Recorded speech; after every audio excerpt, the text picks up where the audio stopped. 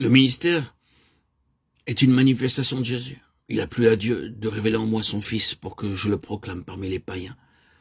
Ce qui a fait de Paul un missionnaire, c'est une révélation de Jésus-Christ dans son cœur, qui se transmet aux autres, en sorte qu'ils virent Christ en nous. Et la prière que nous devrions faire monter à Dieu, c'est que la part qui nous incombe dans ce ministère soit réellement cela. Christ révélé aux autres à travers notre personnalité. C'est la gloire du Père qui se met alors à rayonner et rien ne tient devant elle. Il est donc de toute importance que le vase soit tel qu'il n'obscurcisse pas la gloire de Dieu. C'est pour cela que Dieu le maintiendra dans la faiblesse afin que tout soit à sa gloire. C'est un ministère auquel les puissances de ténèbres elles-mêmes doivent s'assujettir. Ce n'est pas ce que nous disons qui compte aux yeux de Dieu.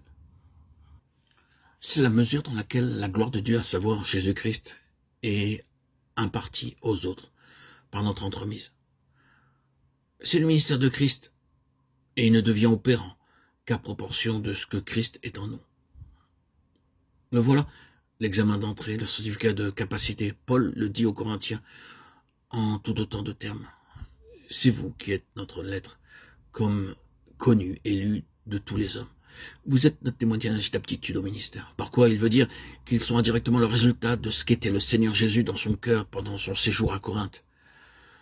Ce qui accrédite vraiment le ministère, c'est ce que le Seigneur est pour nous dans notre vie intime.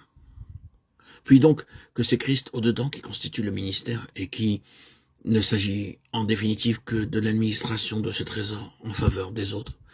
Nous pouvons maintenant faire un pas de plus.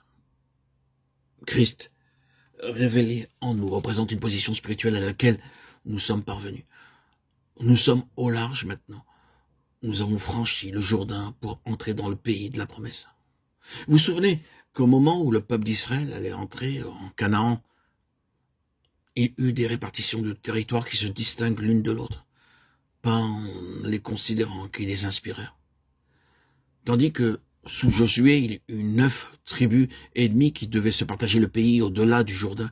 Il eut 2 tribus et demie qui obtinrent de Moïse d'avoir leur héritage en deçà du Jourdain. Moïse accepta leur demande bien qu'elle ne correspondît pas au plan supérieur que Dieu avait formé pour eux. Tous les autres eurent leur héritage au-delà du Jourdain, dans la terre promise proprement dite. Il y avait là une question de plénitude. Pour les premiers, l'héritage avait quelque chose de partiel, dans ce sens qu'ils prenaient possession du pays sans traverser le Jourdain. Ce fleuve représentatif d'une étape enfin franchie.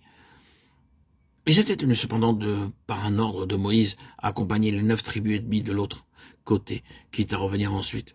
Ils établissaient ainsi un vague lien avec leurs frères de Canaan, mais c'était un lien de pure forme qui n'avait rien d'expérimental extérieur plutôt qu'intérieur, de sorte que le Jourdain pour eux revêtait une signification toute objective et non pas subjective comme pour leurs frères.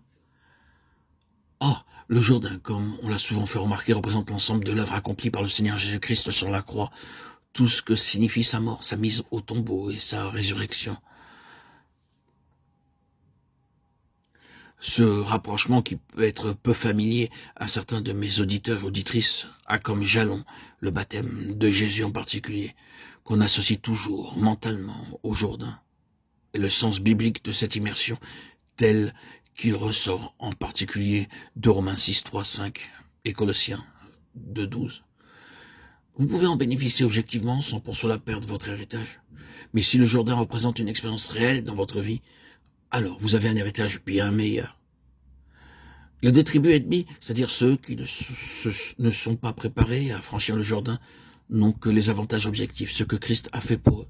Tandis que les autres, qui ont traversé le Jourdain, bénéficient non seulement de tout ce que Christ a fait pour eux, mais aussi de ce qu'il a fait en eux. Le salut dont nous jouissons n'est pas seulement un acte tout extérieur, un fait accompli. C'est une expérience intérieure qui nous fait entrer dans la terre promise et posséder notre héritage dans sa plénitude. Il vaut toujours mieux avoir le Jourdain avec tout ce qu'il représente entre ses ennemis et soi. Voilà pour l'Ancien Testament. Dans le Nouveau, l'Épître aux Romains nous offre une autre image de la même réalité. Romains 7 nous montre la situation des 2 tribus et demie. Un jour, on se sent en sécurité, mais le lendemain, on est de nouveau tout ébranlé. c'est au-dedans que la question a besoin d'être réglée. On se réjouit de ce que le Seigneur a fait, mais on se rend compte qu'on a besoin de quelque chose de plus.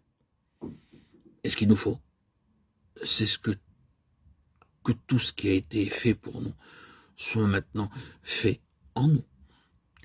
C'est ce que nous avons au chapitre 8. Nous sommes là en plein pays de la promesse. Et Romains 8 nous conduit tout droit à l'épître aux Éphésiens et à celle aux Colossiens. Ces lettres qui nous parlent de la plénitude de notre héritage en Christ, le cœur même de notre Canaan spirituel.